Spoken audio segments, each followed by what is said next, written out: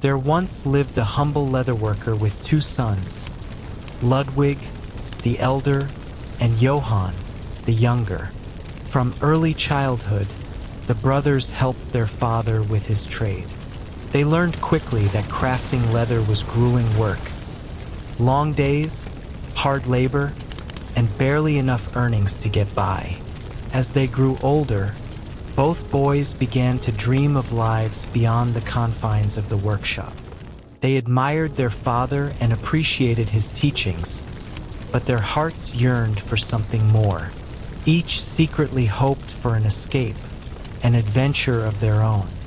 One afternoon, as their father repaired a worn boot for a passing traveler, the man stayed and regaled the boys with tales from the road. His stories were vibrant and filled with mystery, distant lands, glittering cities, and daring feats. For two young men who'd never gone beyond the forests that circled their village, the tales were captivating.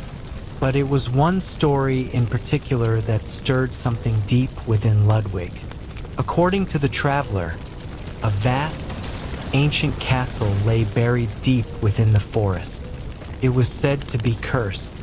The entire court, king, servants, guards, and nobles, had fallen into a deep, unending sleep.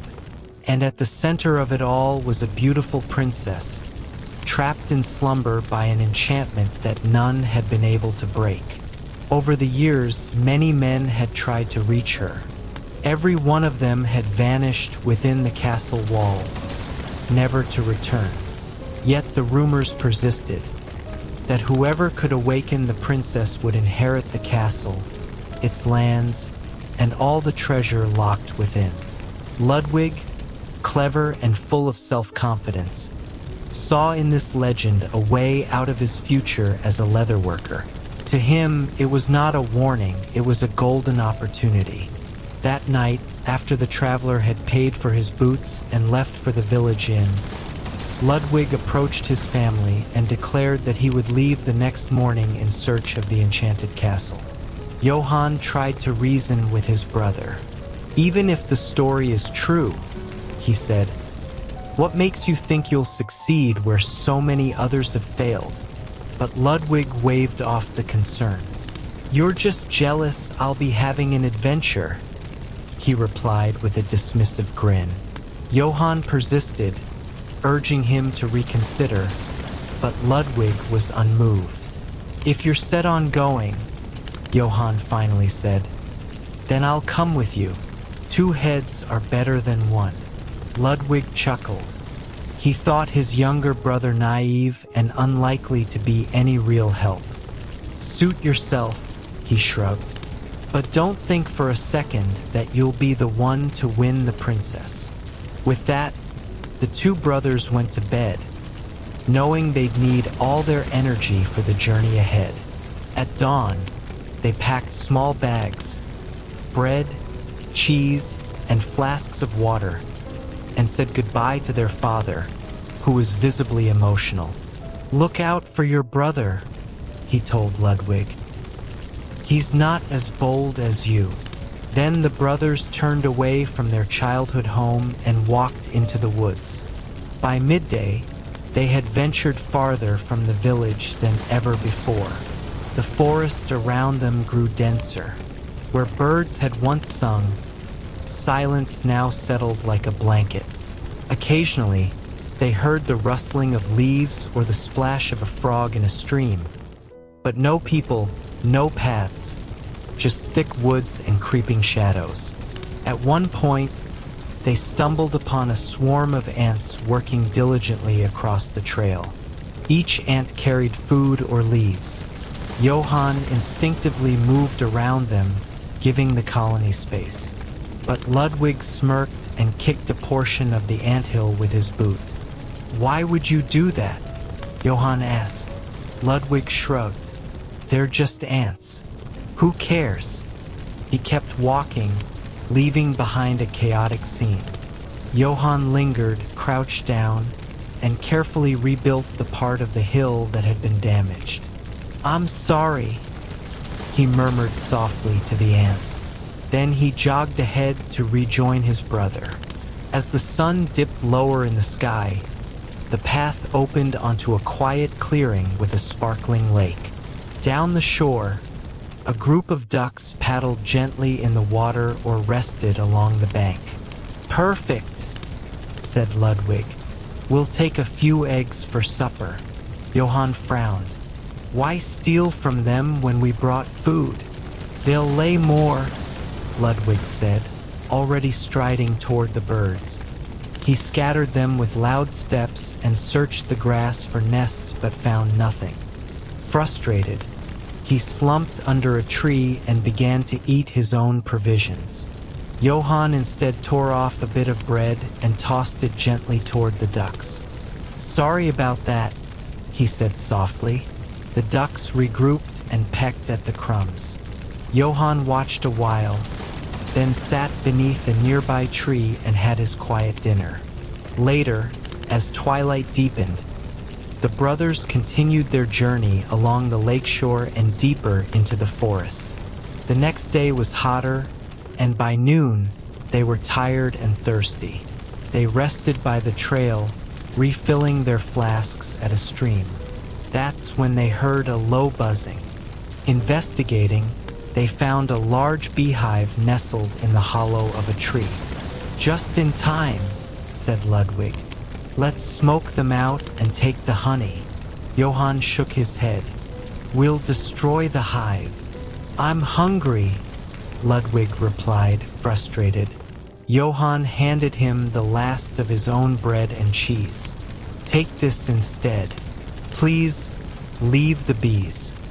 "You're a fool," Ludwig muttered, but he took the food. Johann looked up at the hive and whispered, "Enjoy your honey, Queen Bee." Then he found a patch of shade and settled in with just water for his meal.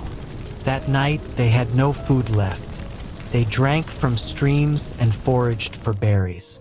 But just when it seemed they'd be sleeping hungry beneath the trees, the path widened into a clearing, and before them stood an enormous iron gate. Beyond it was an old stone castle, exactly as the traveler had described. The gate was partially ajar. Johann hesitated, but Ludwig strode forward, brimming with confidence.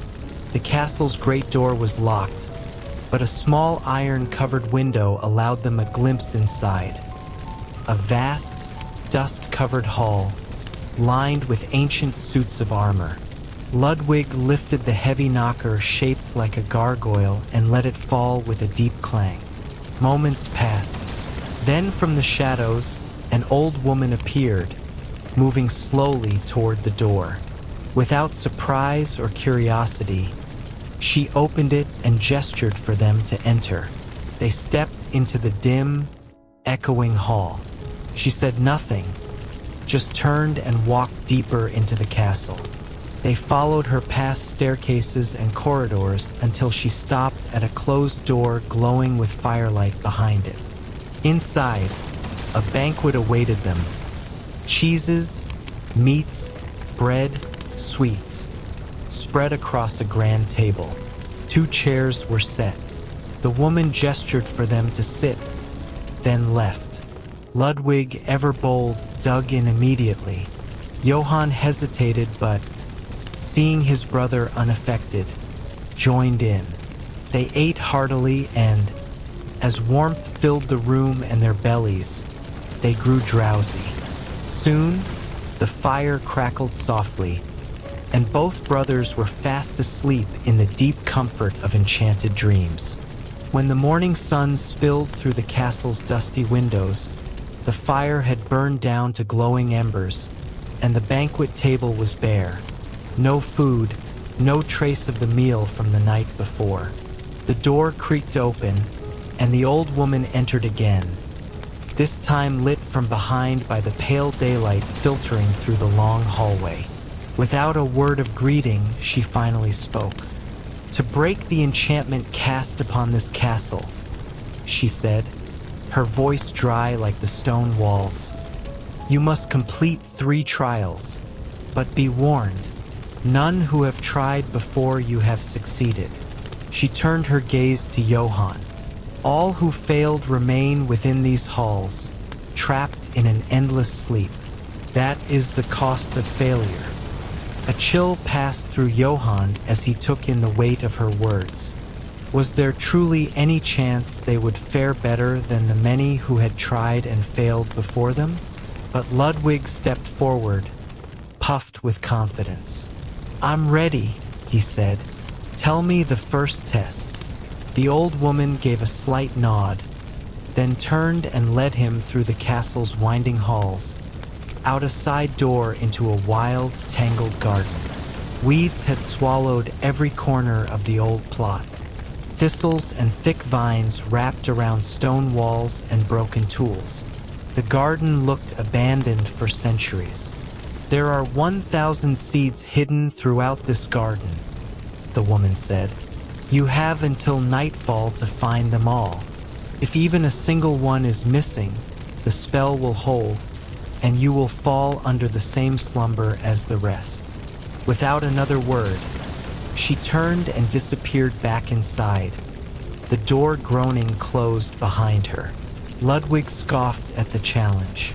How hard could it be to find some seeds? He started right away, tearing through the vines, overturning stones, combing the soil with his bare hands. He moved quickly, not stopping for rest or food, determined to finish the task before sunset. By mid-afternoon, his pockets were filled with barely a few hundred seeds. He pushed himself harder, frantically searching every corner, crawling through thick underbrush, scraping his arms and legs. But as daylight faded, Ludwig knew he had failed. Desperate, he ran inside, hoping to plead for more time. But before he even reached the central hall, sleep overcame him like a fog. He slumped onto a bench and fell into an unshakable slumber, just like those who had failed before him. Back in the dining room, Johann waited. The fire had rekindled itself, and the table was once again filled with food, warm bread, fruit, steaming dishes, cheeses, and cold drinks. But Johann sat alone. He didn't know what had become of his brother, and a deep sense of unease crept over him. Eventually, hunger outweighed his fear, and he cautiously ate from the table. The food was delicious, soothing, and comforting. After his meal, Johann rested in the same chair, warm from the fire, and drifted into a deep, untroubled sleep. At dawn, the old woman returned. Her voice was flat as she delivered the news. "Your brother failed the first task. He sleeps now, and will remain so unless the spell is broken." Johann's heart sank.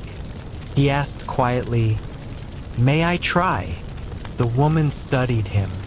"You may, but if you fail, you will join him in eternal slumber." Johann nodded, his voice steady, though fear churned in his chest. "I will try." Without revealing her opinion, the woman turned and walked away, expecting him to follow. She led him to the same overgrown garden and gave him the exact same instructions. Gather 1,000 seeds by nightfall, not one less. Johann looked across the wild thicket of weeds and brambles. It was hopeless. Still, he tried. He pulled weeds, searched between roots, checked under leaves. An hour passed. He had barely collected a handful of seeds. Eventually, he sat on the kitchen steps, discouraged. Then he noticed movement at his feet. A small line of ants had emerged, marching toward him. One by one, they began to drop seeds at his side. Dozens, then hundreds. More ants appeared, joining in, scurrying from every corner of the garden. Stunned, Johann sat quietly, watching the tiny creatures build a pile beside him. They brought seed after seed until the number reached exactly 1,000. As dusk painted the sky in fading amber, the ants retreated, their task complete. Johann whispered, "Thank you," and carried the seeds inside. He had passed the first trial. That evening, he sat once again at the grand table, filled with wonder and gratitude. He ate heartily and fell into a peaceful sleep beside the glowing hearth. When the morning came, the woman appeared as before and gestured for him to rise. This time, she led him not to the garden, but along a stone path that curved around the side of the castle. At the end of the path, they reached a vast, murky lake, ringed by overgrown roses and wild hedges. The woman pointed to the water. "Somewhere at the bottom lies a key. It will open the door to the sleeping princess. Find it before nightfall, or remain trapped here forever." With that, she turned and vanished. Johann waded into the lake. The cold water pulled at his legs. The bottom was muddy and thick with weeds. He could barely see a thing. Each step was heavy. Each reach beneath the water stirred clouds of silt and algae. After a while, he returned to the shore, soaked and shivering. He sat down on a stone bench, staring hopelessly at the surface. Then, a soft sound caught his attention, wings beating the air. A flock of ducks descended, landing gently on the water. They paddled, dove, and bobbed beneath the lily pads, their feathers catching the sunlight. Johann sat still and watched. Time passed, and the ducks slowly circled the lake, dipping beneath the water over and over again. Finally, one duck swam to shore. It waddled directly to Johann and dropped something at his feet. A golden key. Johann stared in disbelief, then bent to pick it up. "Thank you," he whispered, barely able to speak through his emotion. The duck blinked once, then turned and returned to the water. The flock took flight together, soaring off into the sky. Johann clutched the key in his hand, tears brimming in his eyes. He had passed the second trial. That night, the feast was more delicious than ever. The fire felt warmer, the chair more inviting. But Johann's mind was restless. What would the third trial bring? Would he be able to complete it without help? Morning came again. This time, the old woman gestured for him to follow her up the grand staircase. They climbed to the highest tower, passing dusty paintings and cobweb-covered windows. At the top was a door, heavy and ornate. She used the golden key to unlock it. Inside was a bedroom, untouched for years. Sunlight streamed through tall windows. Dust motes danced in the beams. On a great canopy bed lay 3 young women, asleep in matching white gowns. "One is the princess," said the old woman. "The other 2 are her attendants. On the night they were enchanted, each chose a dessert. The attendants ate white sugar candies. The princess chose a honey cake. She looked Johann in the eye. You must kiss the true princess, but choose wrong, and you too will sleep forever." Johann's heart pounded. They all looked the same. How could he possibly know? Then he heard a faint buzzing. A honeybee had flown into the room. It hovered briefly over each maiden, then returned and circled above the one on the left, once, twice, 3 times. Johann took a deep breath and gently kissed her cheek. Moments later, her eyes fluttered open. She blinked, looked around in confusion, and said, "I've had the strangest dream." All across the castle, sleepers awoke. The enchantment was broken. There was once a king and queen blessed with 7 children. The first 6 were strong, spirited boys, each one more adventurous than the last. But the youngest, their only daughter, was named May, and she was the light of the royal court. She was adored by all. Her bright laughter filled the palace halls like birdsong, and her gentle nature made even the grumpiest servants smile. May's presence, it was said, could lift even the darkest of moods. The royal family lived in joy and harmony. But as the princes grew older, their curiosity pushed beyond the garden walls. They began exploring the forests that surrounded the kingdom. The king and queen, understanding their sons' need to roam, allowed them the freedom to venture through the woods. Often, they would return with their pockets full of shiny stones, twigs shaped like swords, or berries they had foraged themselves. Their fine royal clothing was frequently streaked with mud or snagged by thorns, but their laughter and excitement more than made up for the damage. May, however, was still too young to accompany them on these woodland excursions. She stayed behind, playing quiet games in the palace gardens, weaving flower crowns, or reading under shady trees. But as time passed, she began to envy her brother's adventures. Being the youngest and the only girl meant she missed out on so much. One morning, the princes set off again on one of their woodland outings. While walking deeper into the forest than ever before, the eldest prince bent to tie his boot and noticed a faint path veering off into the thicket. Without hesitation, the brothers decided to follow it. The trail was narrow and overgrown, clearly long forgotten. Twigs snapped underfoot, and low branches tugged at their sleeves. But the boys didn't mind. They were used to bruises and scratches and saw every mark as part of the fun. What they didn't realize was how far the path had taken them from the known parts of the forest. The birdsong had quieted, and the warm sunlight grew dim beneath the dense canopy. Eventually, they stumbled into a clearing. In the center stood a small cottage, its stone walls covered in moss and ivy. Smoke curled from the chimney, and a black crow perched on a stool near the door, eyeing the boys with strange intensity. "Who do you think lives here?" one brother whispered. "Maybe a woodsman," said another, though there was no woodpile in sight. Then they noticed something odd.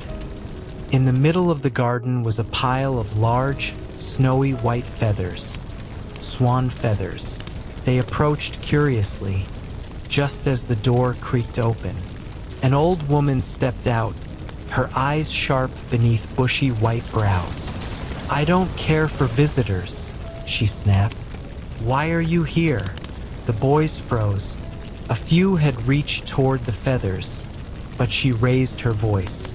"Don't touch those," she barked. "You'll regret it." But her warning came too late. 4 of the boys had each picked up a feather. In an instant, time seemed to stand still.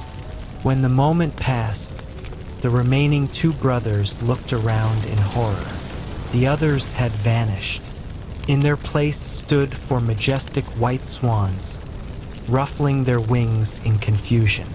Panicked, the last 2 boys grabbed feathers as well, hoping to understand what had happened.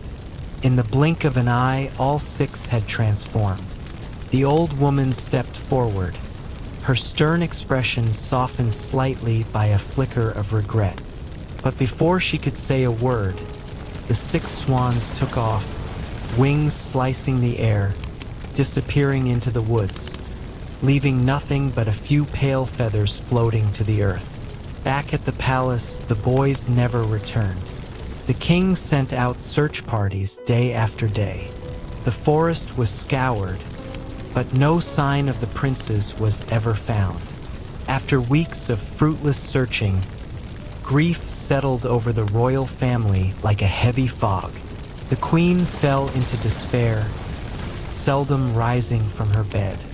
The king became a quiet shadow of his former self, and May wandered the palace alone, no longer the giggling child of a cheerful household. She searched the garden paths for her brothers, played their old games alone, and gazed into the forest, wondering if they would ever return. Many months passed. One warm afternoon, May sat in the far corner of the palace gardens, needlework forgotten in her lap. The sun warmed her shoulders, and the scent of blooming roses filled the air. As she drifted into a dreamy haze, a sudden rustle beside her made her eyes snap open. A large black crow had landed next to her on the bench. It studied her closely with intelligent eyes. At its feet lay a shimmering ball of golden yarn. May barely breathed. She stayed perfectly still, watching. The crow gave a slight hop, then flapped its wings and soared into the trees, leaving the yarn behind. May reached out slowly and picked up the ball. It sparkled faintly in the sun and felt unusually soft. As she turned it in her hands, it slipped from her fingers and began to roll away, unwinding as it went. It didn't move randomly. It seemed to know where it was going. Intrigued, May picked up the loose end and followed. The yarn led her out of the gardens and into the forest, gliding smoothly over rocks and roots. She moved quickly, always just a few steps behind, winding the thread as she went. Hours passed. The forest grew darker, the trees older and thicker. Still, she didn't turn back. Eventually, the yarn led her across a small wooden bridge and into a quiet hollow beneath towering pines. There, in the center, stood a quaint stone cottage. The yarn rolled up to the doorstep and stopped. May gathered it carefully, wrapped it into a ball again, and knocked gently on the door. No answer. She pushed it open. Inside were 6 beds, neatly made, and a table set with 6 chairs. The ashes in the fireplace suggested someone had recently been there. Overcome with exhaustion, May laid down on one of the beds, the golden yarn still clutched in her hand. Within minutes, she was asleep. That evening, a rush of wings outside stirred her from slumber. She went to the window and gasped. 6 elegant swans were landing in the clearing. But as each touched the ground, their feathers faded away, and in their place stood 6 young men, her brothers. Tears welled in May's eyes as she threw open the door and ran into their arms. The reunion was filled with laughter and disbelief. Inside, they lit a new fire and stayed up late into the night, sharing stories. The brothers explained the old woman's curse. Each day, with sunrise, they turned into swans. Only at night could they take human form again. The cottage was their safe haven, hidden from the world. May listened carefully. There must be a way to break the spell, she insisted. The oldest brother nodded slowly. There is, he said, but it's nearly impossible. May's eyes shone with determination. Tell me, a mother or sister can undo the curse, but the task is not simple.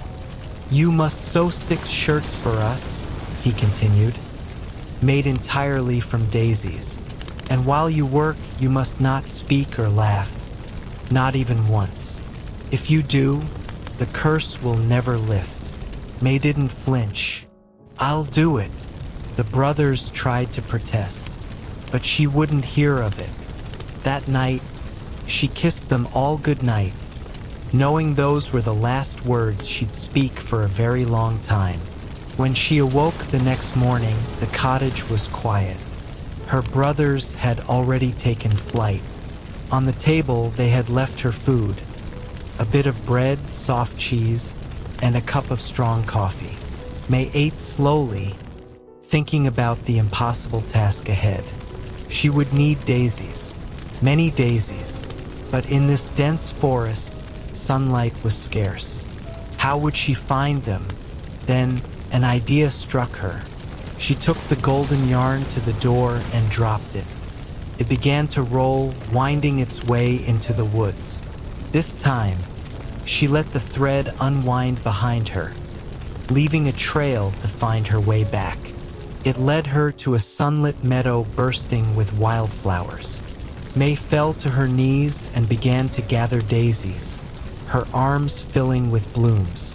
When she couldn't carry any more, she followed the golden thread home, winding it as she walked. Back at the cottage, she set to work. Her fingers ached, her eyes grew tired, but she didn't stop. She had made a promise, and she intended to keep it. Each morning, as the sun climbed into the sky, May would awaken alone in the quiet cottage. Her brothers had already transformed into swans and flown away, but they always left something for her: bread and cheese on the table, and sometimes a warm drink waiting in a clay mug by the hearth. May ate slowly, then resumed her work. Her hands were sore from weaving flower stems, her fingertips sometimes raw. Yet she continued day after day, carefully stitching one daisy to the next. Though she had left behind her needlework lessons at the palace, she still had her sewing needles tucked into the pocket of her dress. That stroke of luck allowed her to begin. From sunrise to sunset, May toiled in silence. On fair weather days, she sat on the stone steps outside the cottage or nestled into the crook of a tree, sunlight filtering through the leaves. On rainy days, she worked by candlelight inside, her fingers moving steadily even as the wind howled outside. Weeks passed before she completed even a portion of the first shirt. The work was slow, and she dared not rush it. Sometimes the crow from before would perch near her, watching in stillness as she stitched. Though it never spoke or came too close, its presence brought a strange sort of comfort. The forest could be lonely, and May missed conversation, laughter, and companionship. But she never once broke her vow of silence. Her brothers did all they could to ease her burden. They brought her small treasures: wild berries, sprigs of lavender, or a red ribbon for her hair. As summer turned to autumn, they found her a warm woolen shawl, soft as clouds, to keep her from the chill. As the days grew shorter and the leaves fell, the brothers spent more time with her in their human forms. They would light the fire each evening and sit around it, sharing stories from the skies and distant lakes they had visited. May listened to every word, though she never replied. She kept her silence and her purpose always at the forefront of her mind. When snow began to fall, blanketing the forest in white, May moved her work indoors entirely. She stitched beside the fire, candles glowing around her, the silence of winter echoing outside. Eventually, the first shirt neared completion. Only a sleeve remained. She pressed on, even as her hands cramped from the cold. The crocuses bloomed again, signaling spring. With them came the promise of progress. Finally, the first shirt was finished. It had taken nearly a full year. May smiled quietly to herself, a flicker of joy warming her chest. But the work was far from over. She still had 5 more shirts to make. Luckily, the daisies had returned with the spring. She took out the golden yarn and dropped it once more onto the mossy earth outside the cottage. It rolled smoothly into the forest, and May followed, just as she had before.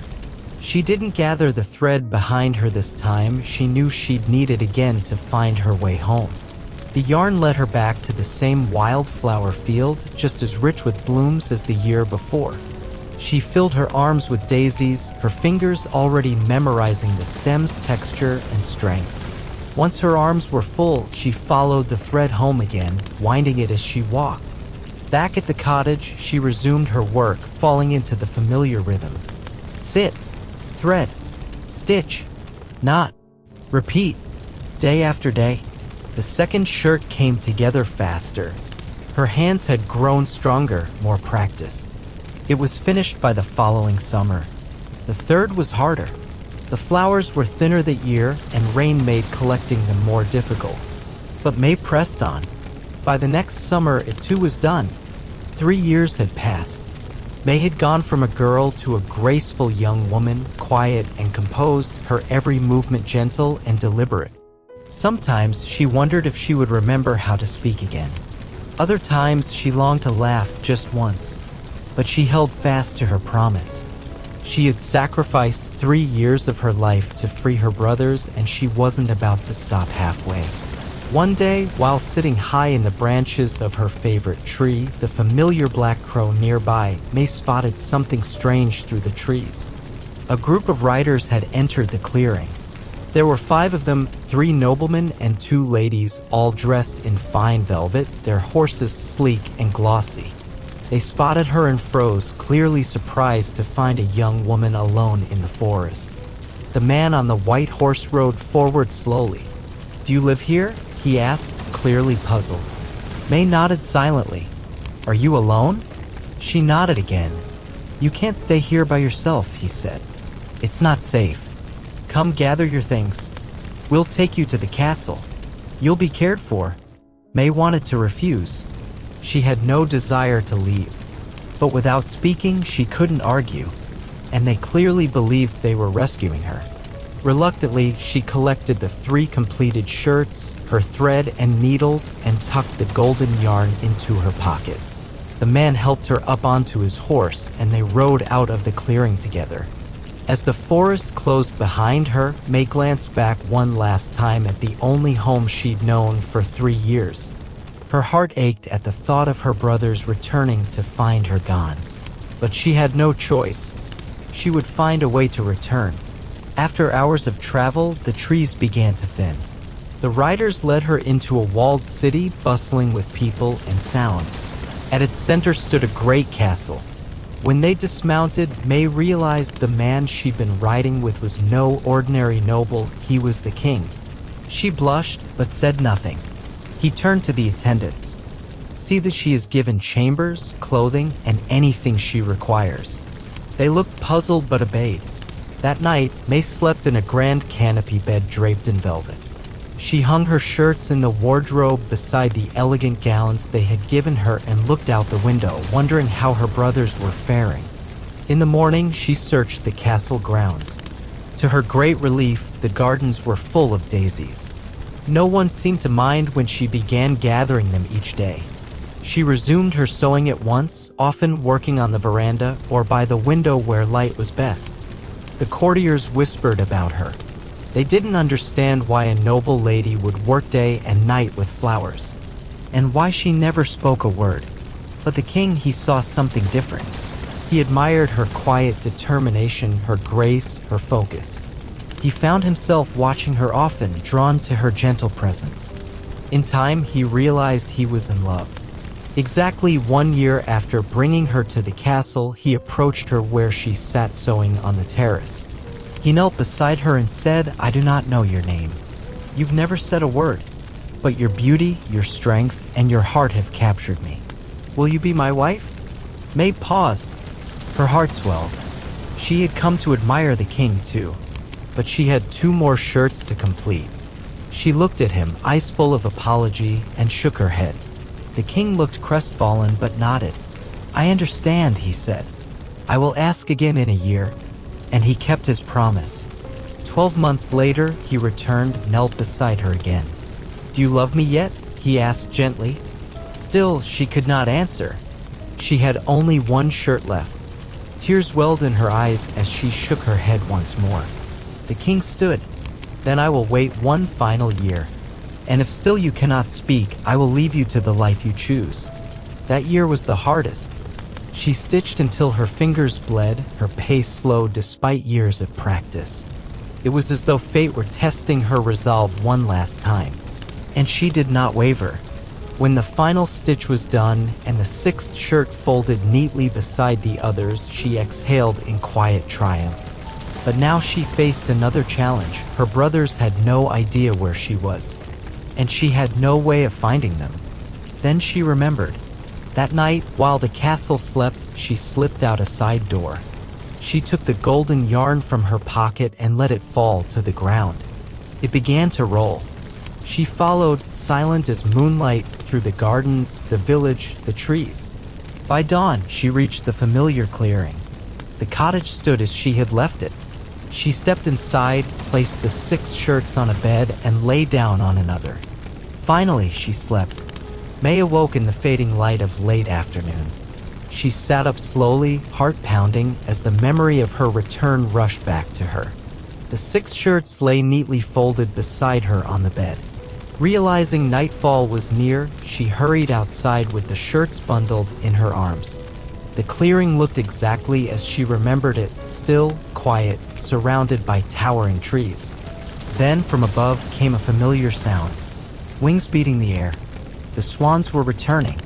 One by one, they glided down into the garden, landing gracefully in the grass. As each bird touched the earth, May moved quickly. With trembling hands, she slipped a shirt over the first swan. As the fabric settled on its wings, the magic took hold, feathers melted into skin, and a young man stood where a bird had been. She moved to the second, then the third. Each shirt brought a transformation until 5 of her brothers stood before her, wide-eyed and speechless. But as she reached for the 6th, she realized something was wrong. The final swan struggled to fully change. His arm remained half-winged, feathery, and stiff. May's breath caught in her throat. She looked down at the last shirt. It was missing a sleeve. She had run out of time. Still, her brother smiled and embraced her with his one good arm. "You did it," he whispered. Tears welled in May's eyes. She had broken the spell. Just then, hoofbeats thundered into the clearing. The king rode into view, dismounting in a rush, his eyes wide with emotion. He had followed the golden yarn all the way from the castle. He looked at May, then at the 6 young men standing around her. And without needing to ask, he understood. He stepped forward. "I feared I had lost you," he said softly. "But I see now that your silence had a purpose." May met his gaze, her eyes shining.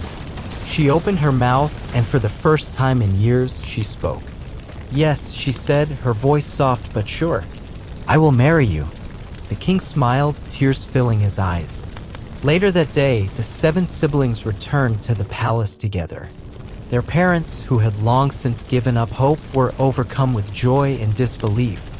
There was a grand celebration held in the castle, music, feasting, and laughter filling every corridor. May and the king were wed in a beautiful ceremony, and the whole kingdom rejoiced. The 6 princes were given honored positions in the court, and the entire family lived close together from that day on. As for May, she never lost her quiet strength. She became known as a wise and kind queen, admired not only for her beauty, but for her patience, loyalty, and the courage that had guided her through 6 long, silent years. And though she had many royal duties, she still found time, now and then, to sit quietly by the window, threading a needle through a daisy stem just for the memory of it. Far away, in another kingdom shrouded in snow, there came a winter so harsh and long it seemed no spring would ever follow. Snow blanketed the land endlessly. Years passed, and children were born who had never seen a summer sun, never felt the softness of grass beneath their bare feet. They grew up knowing only cold, white fields, frozen rivers, and skies heavy with gray. Their parents and grandparents spoke of seasons that once were of flowers, warm breezes, and blue skies. But to the children, such things seemed more like stories than reality. And towering at the center of this eternally frozen kingdom stood a mountain so smooth and treacherous that no one could climb it. Its sides were as clear and sharp as glass, shimmering in the pale sun. No one knew exactly when it had appeared, but it was whispered that its arrival marked the beginning of the endless winter. Some claimed it had been conjured by a bitter sorcerer who, in a rage, had imprisoned a king and his daughter at its summit. Many brave souls had tried to reach the peak, each one hoping to rescue the princess and win her heart. But all had failed. The mountain repelled every attempt. No man could gain proper footing on its glassy surface, and just when one thought he'd found a way, an enormous, fierce bird would swoop from the sky, guarding the mountain with terrifying ferocity. Axes shattered. Ropes snapped. Those who climbed fell back down, some injured, others shaken, none successful. Among those who had grown up in the frozen shadow of the mountain was a young man named Jamie. He lived in a modest village nestled near the base of the glassy peak. Though he had never known warmth or color beyond the whites and grays of winter, Jamie had always been curious about the world that had come before. He listened closely when elders told stories of green valleys and warm rains.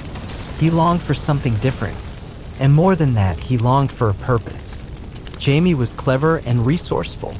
When his daily chores were done, hauling firewood, helping mend fences, clearing snow from rooftops, he spent hours skating on the frozen pond, perfecting balance and speed. The mountain loomed above him, and often he'd pause and stare at it, imagining what secrets lay hidden at the summit. By the time he reached manhood, Jamie had made up his mind. He would climb the glass mountain, not just for adventure, not just to see what others hadn't, but because he believed the world needed to change.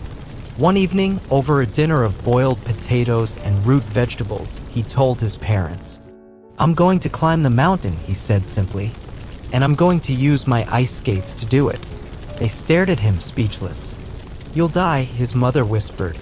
"Even knights with armor and axes couldn't do it," said his father. "You think skates are the answer?" Jamie nodded. "If I wear the blades, I won't slip. I'll have both hands free to fight off that monstrous bird, should it come. And if I reach the top." They didn't let him finish. His mother turned away, wiping tears with her sleeve. His father shook his head, muttering foolish. But Jamie had already made up his mind. He packed a small bag that night, a warm cloak, a pouch of dried fruit, and his skates sharpened and ready. And in the morning, before the first light broke across the ice, he set off. People from the village gathered in silence to watch him go. They said nothing. Some shook their heads. Others simply looked away. Jamie didn't say goodbye.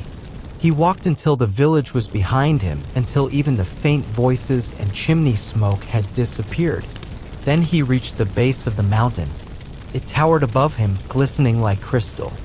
He strapped on his skates and began to climb. With blades strapped tightly to his boots, Jamie stepped onto the gleaming surface of the glass mountain. At first, he moved slowly, testing his footing. To his relief, the ice skates gripped the glass well, better than he had dared to hope. He took another step, then another. His body swayed slightly, adjusting to the slope. Soon, he was gliding upward in smooth, careful strokes. The mountain was steep, but Jamie found his rhythm. His legs were strong, and his balance, honed over years of skating, served him well. Below him, the village shrank until it was little more than a blur. Above him, the peak remained distant, wrapped in pale clouds. Hours passed. Wind howled across the slope, icy and sharp. But Jamie pressed on, driven by something deeper than ambition. The higher he climbed, the colder it grew. Frost clung to his cloak. His cheeks stung from the chill. He paused only once, taking a quick drink from his water skin and chewing a piece of dried apple before moving forward again. Then, just as he reached a narrow ledge halfway up the mountain, a terrible cry split the air. Jamie froze. A shadow passed over him. The guardian bird had returned. It was enormous, its wingspan wider than any tree he'd seen, its feathers like black steel. The bird dove toward him with astonishing speed, talons outstretched. Jamie dropped flat, pressing himself to the glass as the bird swooped past. He scrambled to his feet, heart pounding. The creature circled overhead, then came again. This time, Jamie was ready. He reached into his cloak and pulled out a short rope weighted at one end. As the bird neared, he swung it with all his strength. It struck the bird's wing. The creature shrieked and veered off, thrown off balance. Jamie seized the moment. He pushed forward, his skates carving up the slope. The bird recovered and dove again, screeching in fury. But this time, Jamie didn't cower. He leapt to the side, letting the bird pass, then climbed higher while it turned to make another pass. The battle continued for what felt like hours. Jamie dodged, climbed, struck, and ducked. Finally, the bird gave a final, angry cry and soared into the clouds, disappearing. Jamie collapsed onto a narrow ledge, gasping for breath. His limbs trembled, not just from exhaustion, but from relief. When he looked up again, he saw it, the summit. He was close. With renewed determination, Jamie pushed on. The slope leveled slightly, and the ice beneath his skates began to glow with a strange, warm shimmer. The air grew warmer with every step. Finally, he reached a flat, snowy plateau at the very top of the mountain. Before him stood a magnificent palace of ice and light. It sparkled like crystal in the afternoon sun, its towers gleaming and walls translucent. Jamie stood for a long moment, stunned.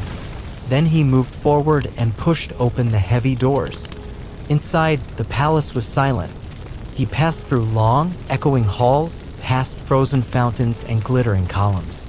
In the heart of the palace, on a bed carved from ice and draped with white fur, lay a young woman. Her hair was golden, her skin as pale as snow. She seemed to be asleep, though her face was calm, almost peaceful. Jamie stepped closer. Beside her sat a frozen crown and a staff of carved crystal. This was the princess. He knelt beside her. "Princess," he whispered, though he wasn't sure if she could hear. "I've come a long way. I don't know if I'm the one you've been waiting for, but I've climbed your mountain. I faced your guardian, and I wish to set you free." With that, he reached out and gently took her hand. It was cold as stone. He bowed his head and placed a single kiss on her knuckles. For a moment, nothing happened. Then, slowly, her fingers twitched. A ripple of warmth spread through her hand, her arm, then across her entire body. Color bloomed in her cheeks. Her eyes fluttered open. She looked at Jamie and smiled faintly. "Thank you," she said softly. "You've broken the curse." All around them, the ice palace began to shimmer more brightly. Outside, the snow started to melt. Sunlight poured over the mountain. Far below, in the villages and valleys, rivers began to flow again. Children ran barefoot across grassy meadows for the first time in their lives. Birdsong returned to the forests, and blossoms opened on trees that had stood bare for years. The long winter was over. Back atop the mountain, Jamie and the princess stood hand in hand, gazing down at the world they had helped restore. She turned to him and said, "This mountain has been my prison since before I can remember. I have waited so long for someone brave enough to reach me."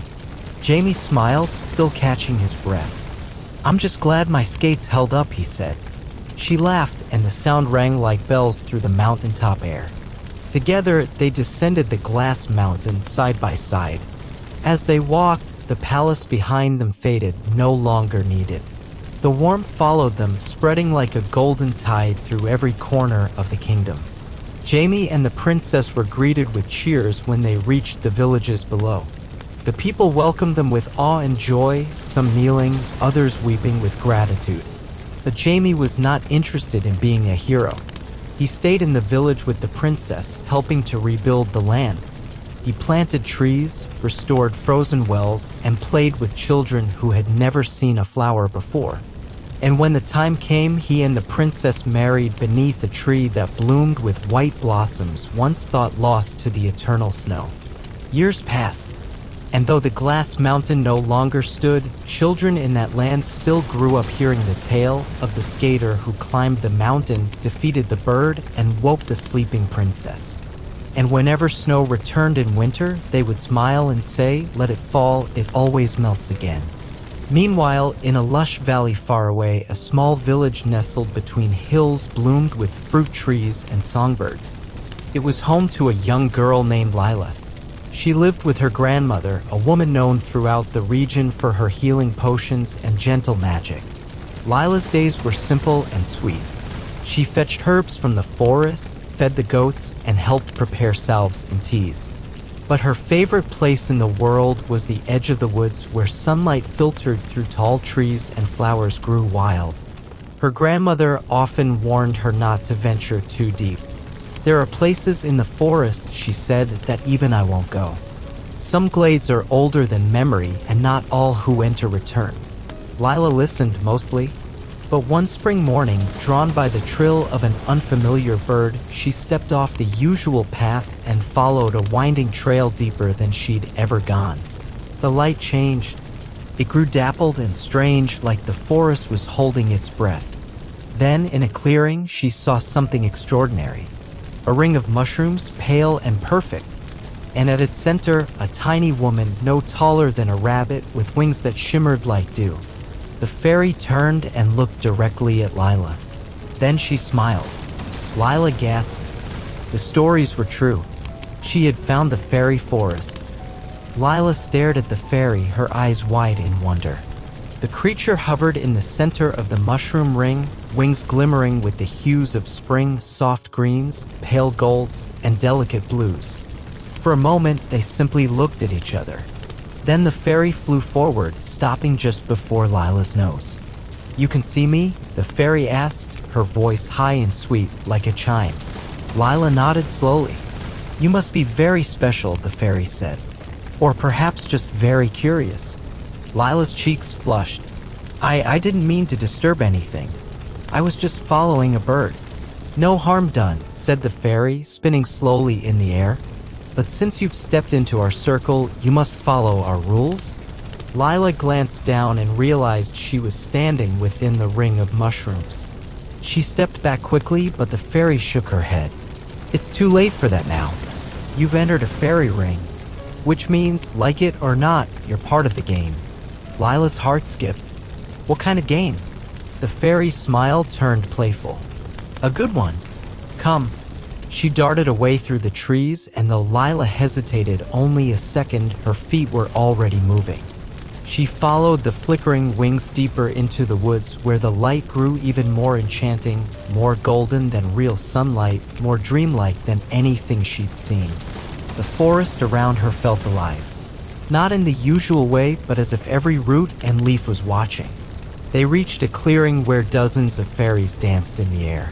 Some were no bigger than insects, while others stood nearly as tall as Lila's hand. They moved in spirals and loops, laughter filling the air like song. Lila stepped closer, awestruck. Then, suddenly, the music changed. A low hum began to rise, vibrating in the ground. The fairies formed a circle in the air, and the one who had first spoken to Lila fluttered into the center. "Welcome," she called out, "to our mid-spring choosing." Lila tilted her head. "Choosing?" she whispered. The fairy looked at her again. "Each spring, we pick one human to join us. Just for a time. To walk our paths, learn our ways, and carry our stories back to the world." Another fairy added, "Only those who find us on their own are invited." Lila blinked. "You mean I can stay?" The fairies nodded in unison. "But only for a day," said the first. "A fairy day. It may feel longer to you, or shorter. Time works differently in our world." Lila hesitated. "And then I go home?" The fairies nodded again, their glowing wings pulsing softly. "Then yes," Lila said. "I'd like to stay."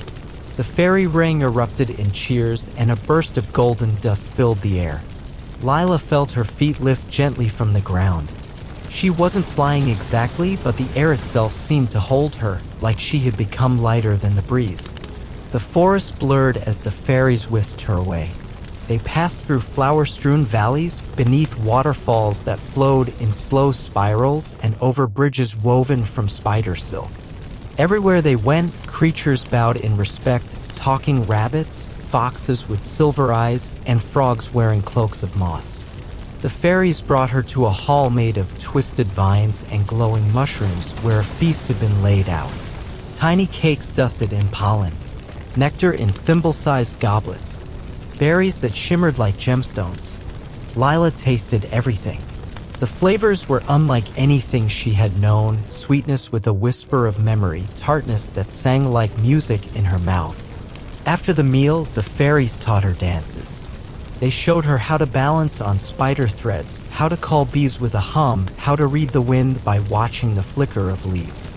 They whispered secrets of the forest, how certain ferns would always point north, how mushrooms spoke through the soil, how moths carried dreams. Lila soaked in every word. It felt like she had lived a lifetime in one long, perfect afternoon. But as the sun began to dip, or at least the light changed, she felt a strange tug at her chest. She turned to the fairy who had first spoken to her. "Is it time?" The fairy nodded. "Almost." Lila looked around, suddenly not ready to leave. Will I remember this? The fairy considered. Some do. Some forget. But your heart will remember. It always does. The clearing grew still. The fairies gathered in a slow spiral, their wings folding like petals. The first fairy held out her tiny hand. Come, child of curiosity. Lila stepped forward. They floated back through the forest. Everything was quieter now. The animals nodded goodbye. The flowers closed their petals. At last, they reached the mushroom ring again. Lila stepped back into its center. The fairy placed a single silver acorn in her palm. For when you need us again, she whispered. Then the world tilted. The forest spun around her. And when she opened her eyes, Lila was back on the edge of the woods. The bird she had followed earlier chirped from a low branch. Sunlight slanted through the trees. It was evening. She clutched the acorn to her chest and ran home. Her grandmother looked up from her chair, startled. Where have you been, child? Lila opened her mouth, but found she didn't quite know how to answer. I got a little lost, she said. Her grandmother narrowed her eyes. In the fairy part of the forest? Lila blinked. You knew. I've seen that look before, her grandmother said with a smile. And I know a silver acorn when I see one. Lila grinned and tucked the acorn into a pouch on her belt. That night, she dreamed of winged laughter and mushroom feasts. And when she woke, she found a note tucked beside her pillow, written in a hand no human could match. Thank you for dancing with us, it read. Beneath it, a single petal glowed with light. In a village where the river bent like a silver ribbon and cherry trees bloomed even in early spring, there lived a boy named Theo. He was quiet, thoughtful, and curious in a way that often puzzled the other children. While they played in the fields or skipped stones, Theo wandered alone, drawing patterns in the dirt or listening to the wind rustle through the leaves. His favorite place was the old library at the edge of the village. Though most villagers had long since stopped visiting, thinking the books too dusty and strange, Theo found endless treasures inside. He'd sit for hours beside the fireplace, flipping through faded maps and tales written in looping, ancient script. One rainy afternoon, while exploring the backmost shelves, he came upon a small red book that seemed to hum when he touched it. Its leather cover was warm, and the title had been worn away by time. Theo opened it carefully. Inside were stories unlike any he'd ever read, tales of doors hidden in tree trunks, lakes that whispered at night, and staircases that only appeared in moonlight. But what caught his eye most was a chapter near the end, marked by a folded slip of parchment. The door to the between, it read.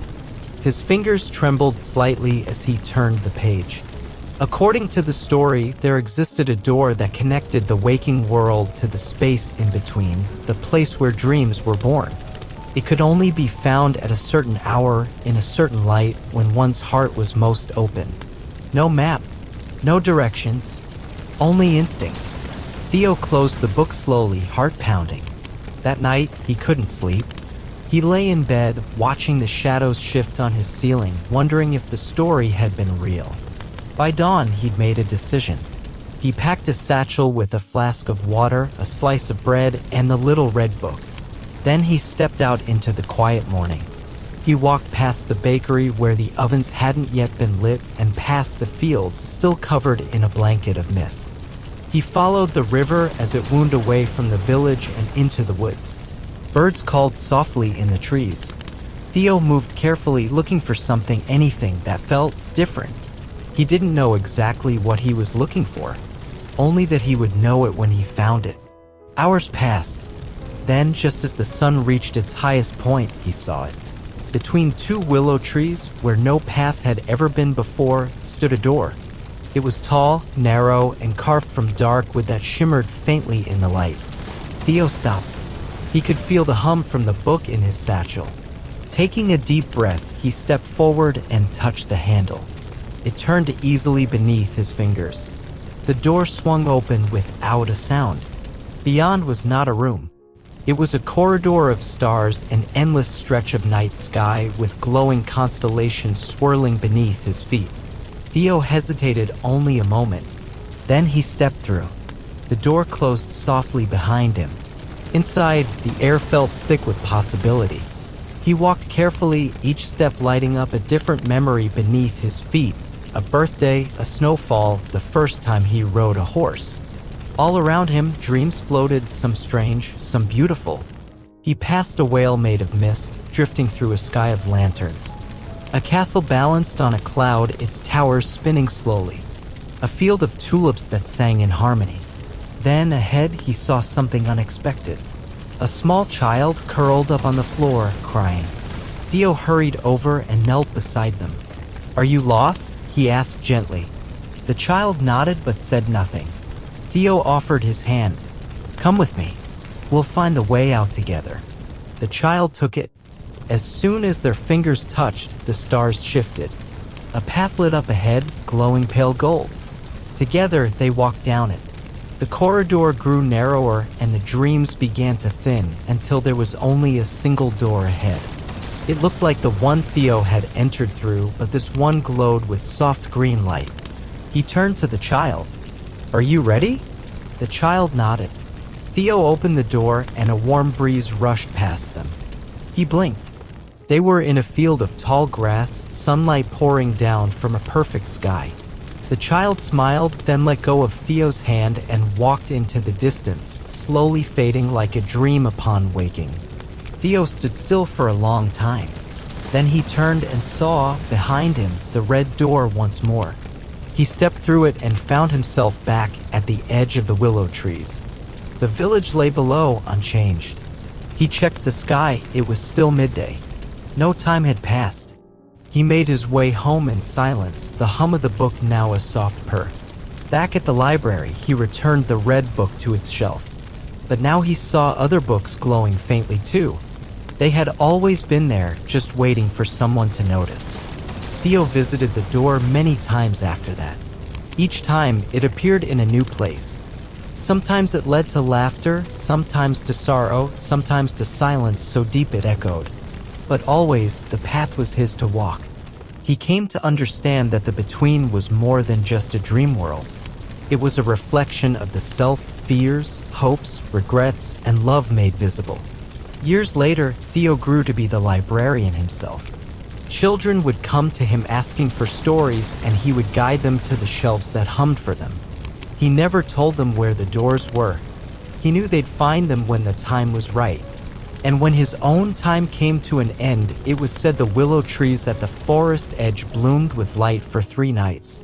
Some say the red door stayed open a little longer than usual, long enough for Theo to step through one last time. And beyond the door, the stars still glowed beneath his feet. Once upon a time, in a valley where mountains touched the clouds and rivers sang as they flowed, there lived a baker named Elsie. She was known throughout the region for her cinnamon bread, which was so soft and sweet it made children dance and old folks hum forgotten songs. But few knew that Elsie's talent didn't come from flour or sugar alone. She had a secret. At night, long after the ovens had cooled and the streets lay silent under moonlight, Elsie would walk to the edge of the forest and whisper a name into the wind. Then, from between the trees, a creature would appear. It looked like a fox, but taller, leaner, and wrapped in a coat of shimmering dusk. Its eyes were the color of twilight. It never spoke aloud, but when Elsie looked into its gaze, she understood it perfectly. The creature, known only to her as Fen, brought her herbs that no human had ever planted, silver mint that glowed in the dark, star anise shaped like real stars, and root bulbs that pulsed like tiny hearts. With these, Elsie crafted bread that stirred dreams, pastries that warmed broken hearts, and cakes that made even the bitterest neighbors smile at each other again. But magic, even sweet magic, never comes without cost. One evening, Fen came later than usual. His eyes held a strange heaviness, and when Elsie asked what was wrong, he turned toward the mountains. "I must leave soon," his voice echoed in her mind. "The veil grows thin." Elsie's throat tightened. "What veil?" Fen blinked slowly. "The boundary between your world and mine. It weakens every 100 years. When it does, I must return, or I will fade." "How long will you be gone?" she asked. He tilted his head. "A season. A century. Time is different there." Elsie looked down at her hands. "Then I'll go with you." Fenn's tail twitched. "Humans cannot cross the veil." "Then I'll wait." The creature gave a slow nod, sadness laced in every movement. On the third night of autumn, Fenn came one last time. He brought her a pouch of glowing seeds. "For when the world grows cold," he said. Then, without another word, he stepped backward into the trees and vanished. Elsie felt the change immediately. The forest seemed duller. The stars didn't twinkle quite as brightly. Her pastries, while still good, no longer held the magic they once had. People still came to her bakery, but fewer lingered. She kept the pouch of seeds near her heart, waiting for the time when they might be needed. Years passed. The valley began to change. The river slowed. The trees thinned. A great dryness settled over the land, and farmers could no longer grow wheat. One by one, shops closed. People left in search of greener places. Elsie stayed. Her hair turned silver. Her hands became lined with thyme and flour. But every morning she opened her bakery. And every evening she stood at the edge of the forest and whispered a name into the wind. Nothing ever answered. Until one night when a storm unlike any before rolled in. Lightning cracked the sky. The air shimmered with heat and tension. Elsie stepped outside, clutching the seed pouch. The winds roared, and she saw something moving between the trees. Fenn. He looked unchanged, still cloaked in dusk, eyes filled with knowing. But his movements were slower, more careful. "You waited," he said, the words filling her chest like music. "Of course I did," Elsie replied. He stepped closer. "The veil will open again, but only briefly. Just enough for a gift to pass through." Elsie held up the pouch. "These?" Fenn nodded. "Plant them," he said, "when the last leaf falls." Then he disappeared, swept away by the storm. Elsie did as he told her. She dug small holes beneath the cherry trees and placed each glowing seed into the earth. She watered them with melted snow and whispered old lullabies over the soil. Winter came hard and fast that year. The bakery roof groaned under the weight of snow and the river froze solid. But Elsie stayed warm near the oven, waiting. When spring finally crept in, the first thing to bloom in the entire valley was a single vine outside her window, silver leaves, blue blossoms shaped like stars. It grew faster than anything she'd ever seen, wrapping itself around her fence, her gate, the bakery walls. Soon, the building was covered in living light. People returned, drawn by something they couldn't name. When they ate her bread now, they wept. Not out of sadness, but from the beauty of remembered joy. Children saw dreams in the crumbs. Elders felt young again. Even the trees seemed to lean closer to hear the laughter echoing from the bakery windows. Elsie grew older, but never weary. She baked until her hands no longer moved the way they once had, and even then, she taught others children with flower-dusted noses and big dreams. Before she passed, she whispered one final message to the vines. "Thank you."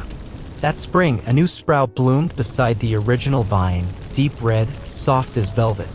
And some say that on warm summer nights, when the air is still and stars hang low, a figure wrapped in twilight can be seen walking through the bakery garden, tending the vines, listening to the laughter, waiting for the moment the veil opens once more. Elsewhere, in a place where no maps reached, a child lived in a lighthouse. His name was Caleb. The lighthouse stood tall on the edge of a cliff, its light sweeping across the restless sea. Storms came often and waves crashed with a sound like thunder. But Caleb wasn't afraid. He had grown up with the wind and rain. He knew how to patch windows, mend sails, and read the patterns of the ocean. He lived there with his grandfather, a man with eyes like sea glass and hands as strong as rope. Every evening, they would light the great lamp at the top of the tower together. "Ships need guidance," his grandfather always said. And sometimes, so do people. But one morning, Caleb awoke to find the lighthouse strangely quiet. His grandfather was gone. No note, no sign, Just an empty cup on the table and the scent of salt in the air. Caleb waited all day, then all night. Still, nothing. The next morning, he climbed the tower alone and lit the lamp. The light shone across the waves like always, but it felt colder without his grandfather's hands on the wheel. Days passed, then weeks. Caleb kept the light burning, hoping that somehow his grandfather would see it wherever he was and find his way home. Caleb lit the lighthouse lamp each evening and watched it sweep across the waves, a silent promise sent into the dark. Days bled into weeks, and still his grandfather didn't return. The sea offered no answers, no boat, no message in a bottle, just tides and wind. But Caleb held fast. He cared for the lighthouse as he always had. He polished the glass, trimmed the wick, and kept the great gears turning. The villagers down the cliff noticed. "He's too young to manage it alone," some said, but others shook their heads. "He was raised in that tower. The sea is in his bones." Then one night, during the deepest part of winter, Caleb spotted something strange. Far out on the horizon, beyond where ships normally sailed, a faint blue light flickered, pulsed slowly like a heartbeat. Caleb narrowed his eyes. The next morning, he packed a small bag, rope, flares, a compass, and a notebook. He left a note by the door, should anyone come looking.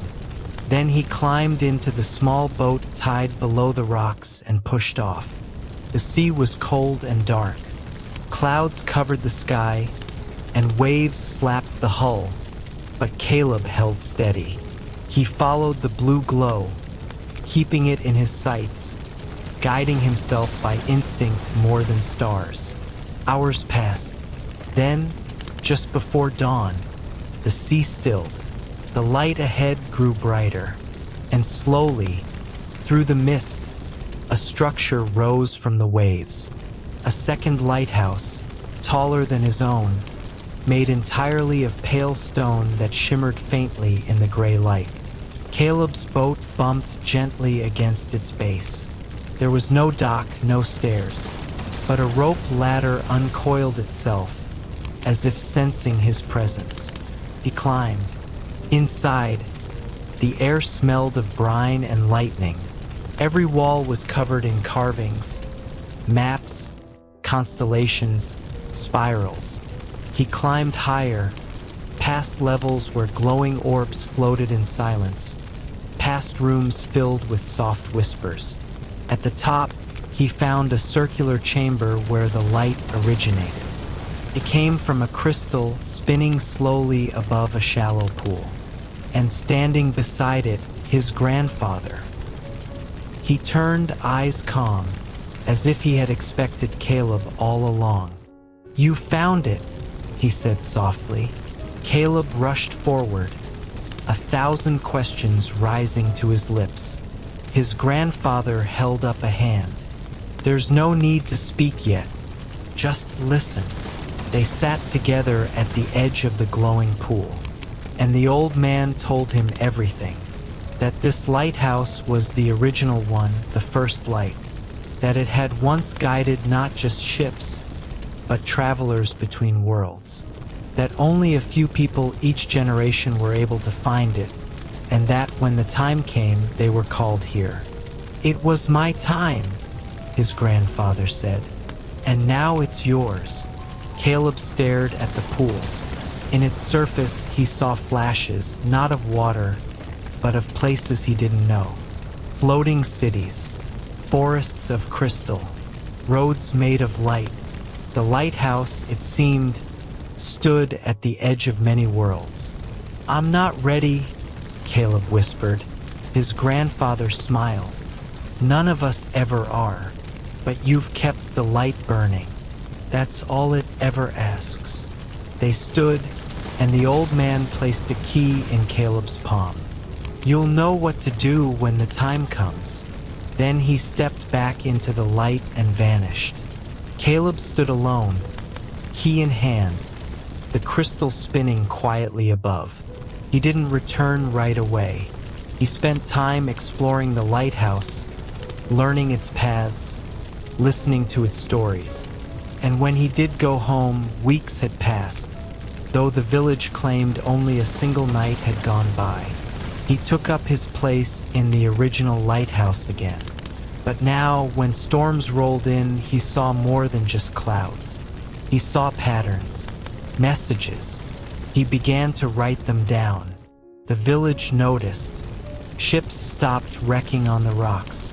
People claimed they felt calmer when the light spun overhead. Some said their dreams were brighter, their thoughts clearer. One child, barely more than 5, told Caleb that the light talked in colors, and Caleb smiled because he understood. Years passed, and when his time came, Caleb climbed into the boat once more and set off, the blue glow waiting for him. The lighthouse remained as it always had, but on certain nights, if you stood on the shore and looked very closely, you might see 2 lights sweeping across the sea. And some say that in between those lights lies a path, one not marked on any map, but meant for those who dare to follow it. Far away, beneath a sky filled with drifting clouds, a girl named Mina sat beside a pond, her feet dangling in the cool water.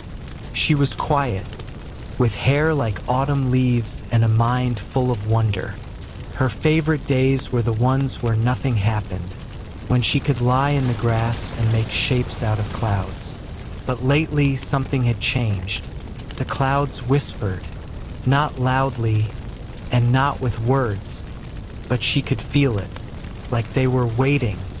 One evening, just after sunset, Mina noticed a single cloud hanging lower than the others. It hovered just above the water, glowing slightly. She reached up, curious, and the cloud dipped down and touched her fingertips. In a blink, the world shifted. She was no longer by the pond. She stood on a sea of clouds, soft and glowing beneath her feet. The sky above was deeper than night, scattered with stars that moved like fireflies. Ahead, a path formed, wide enough for one person, curving gently into the horizon.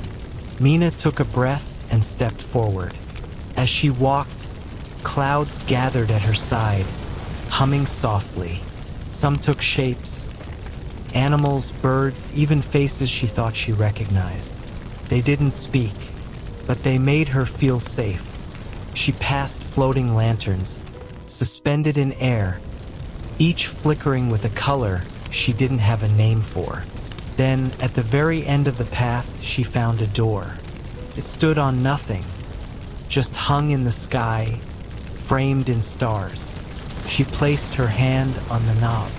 A warmth spread through her arm, her chest, her heart. Then the door opened. Inside, there was no room, only sky, only the feeling of falling and flying at once. And then sleep, a sleep deeper than dreams, full of peace and brightness. When Mina awoke, she was back by the pond. The sun was rising, but in her palm, she held a feather made of cloud. It shimmered once, then vanished. She smiled and looked to the sky. The clouds no longer whispered, they sang. In a quiet town surrounded by wheat fields that shimmered like gold, there was a boy named Leo who loved the stars more than anything else. While others slept, Leo would lie on the roof of his house, a blanket wrapped around him, staring at the sky.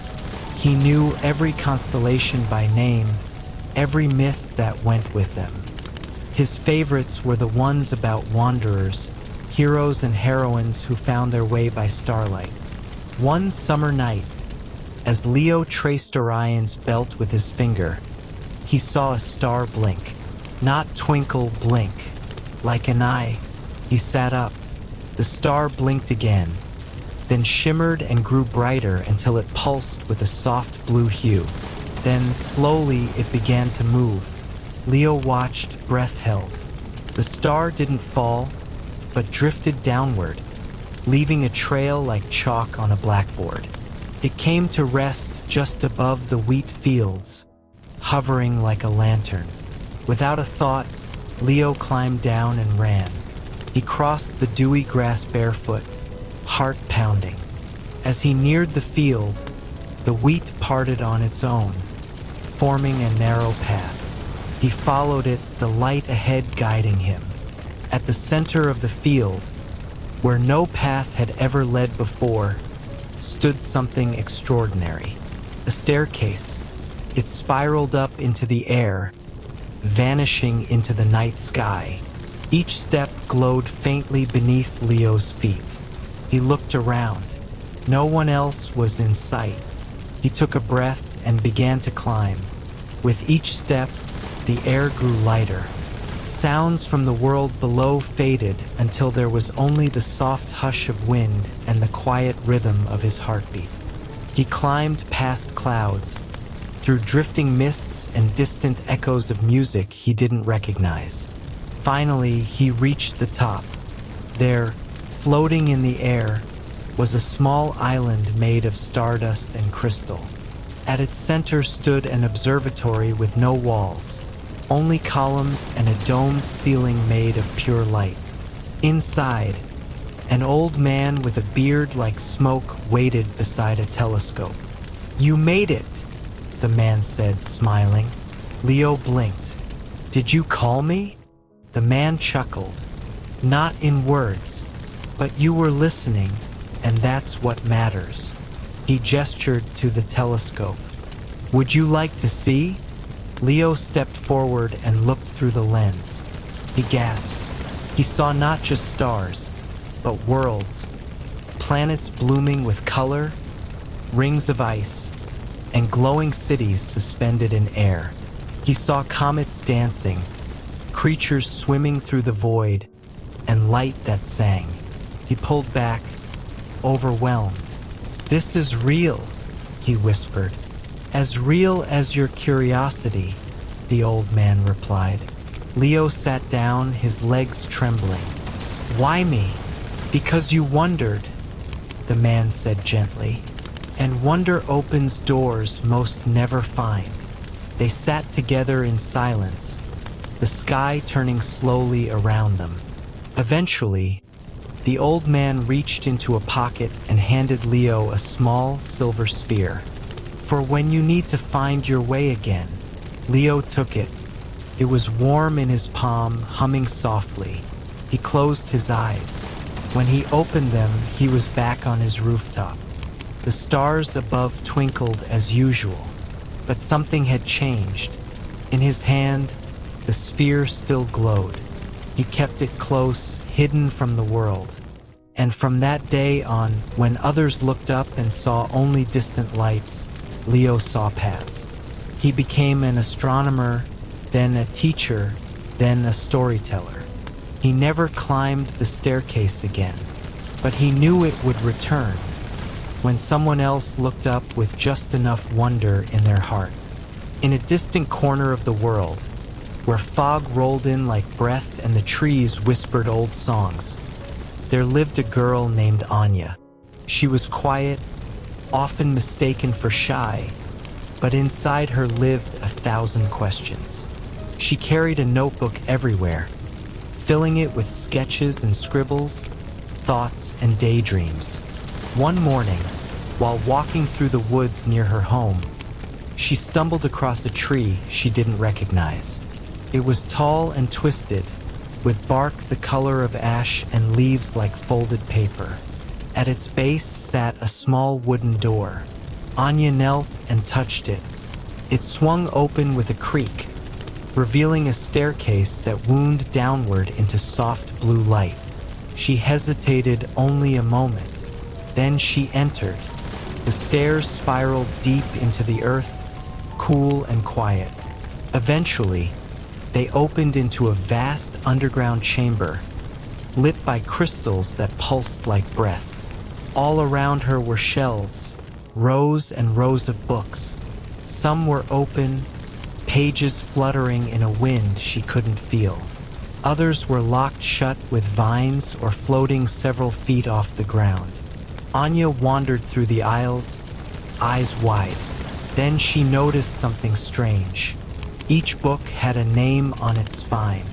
She read them aloud: Jonas Green, Isla Fon, Tamar Albright. And then, on a small shelf at eye level, Anya Lark, her own name. She reached out and took the book. It was heavier than it looked. She opened it and saw her life written in neat lines. Her birth, her questions, the dreams she'd had but never shared. She turned the pages faster, and then she reached a blank one, followed by another and another. Suddenly, the chamber shifted. The crystals dimmed. A voice echoed through the room. To write the rest, you must choose. Anya held the book close. Choose what? The voice replied, your next story. A pen floated down from the ceiling. It hovered beside her, waiting. Anya took it. The pages before her shimmered faintly. Ready. She wrote a single word, then another, and another. The chamber brightened. A breeze lifted her hair, and slowly, she rose from the ground. The book clutched in one hand, the pen in the other. She was carried upward, through the tree, out into the sunlight. When she landed softly on the grass, the door behind her was gone, but the book remained. Its pages now full of what she'd written. Anya kept writing from that day on. Her stories spread like fireflies, small, glowing, impossible to ignore. And though no one ever found the tree again, sometimes people would wake from dreams holding a pen they didn't own, or a leaf folded like paper in their pocket. And they'd write, not because they were told to, but because somewhere deep inside, they knew their story was waiting to be told. In a place where mountains folded like waves and the wind carried the scent of pine and snow, there stood a house carved into the cliffs. It was quiet, hidden from roads and maps, and only reachable by a narrow path lined with lanterns. There, a man named Elias lived alone. He was once a musician, a traveler whose songs filled crowded halls and small firesides alike. But years ago, his voice had gone silent, not from illness, but from grief. One autumn, he'd lost someone he loved deeply. After the funeral, he had packed a bag and walked into the mountains, leaving his instruments behind. He hadn't sung since. Each day, Elias chopped wood, brewed tea, and watched the clouds change shape. He grew herbs in small clay pots and read the same 10 books over and over. At night, he stared at the stars, but never spoke to them. One winter morning, he heard a knock at his door. It startled him, the first knock in years. When he opened it, no one stood outside. But on the ground was a parcel wrapped in birch bark, tied with a string of woven grass. Inside was a flute. It was carved from bone, smooth as river stone, with markings he didn't recognize. Attached was a note, written in delicate handwriting. Play this when the silence feels too loud. Elias stared at it for a long time. Then he placed it on the mantel and ignored it. Days passed, but the flute called to him, not with sound, but with memory. He began to dream of music again, of warm hands and soft laughter, of songs shared under starlight. One night, the silence became unbearable. Elias rose, took the flute, and stepped outside. Snow fell gently. The wind was still. He brought the flute to his lips. First, no sound came. Then, a single note, thin and unsure. He closed his eyes. The next note came clearer. Then another. The The melody grew slowly, winding like the path to his door. It wasn't one he remembered learning, but it knew him. As he played, the snow sparkled brighter. Trees leaned in, listening. Somewhere far off, wolves howled, not in hunger, but in harmony.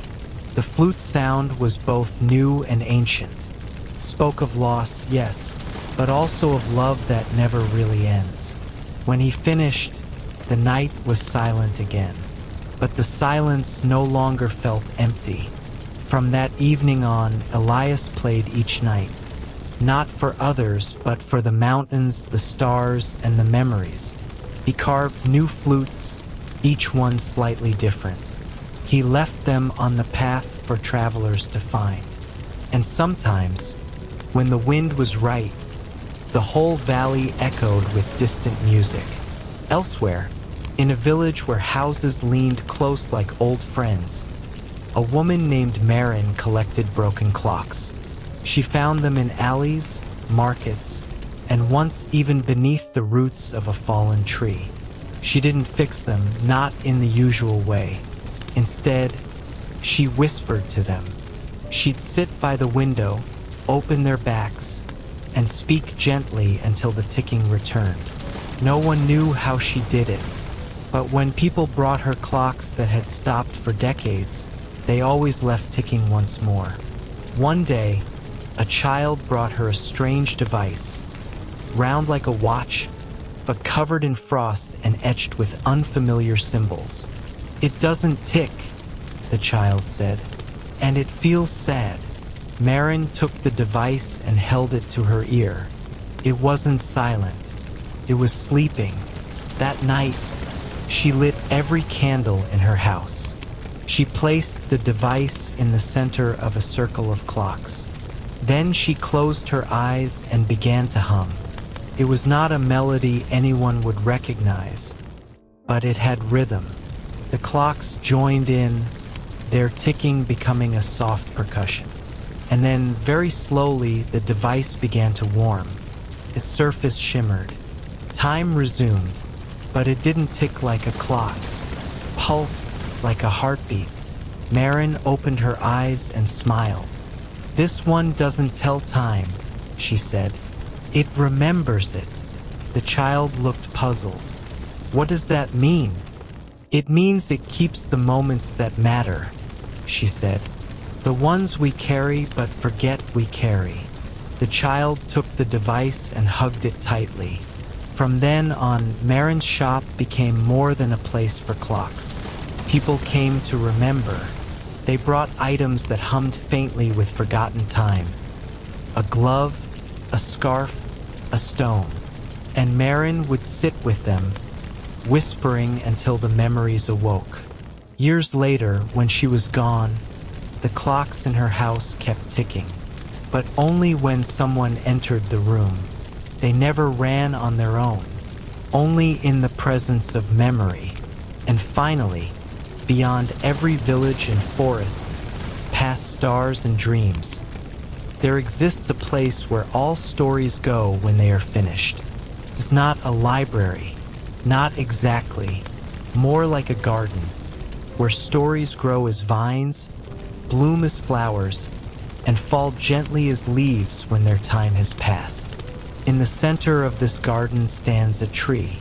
Its bark glows with words, and its roots reach into every world. When someone tells a story aloud, anywhere, in any tongue, a single leaf on this tree unfurls.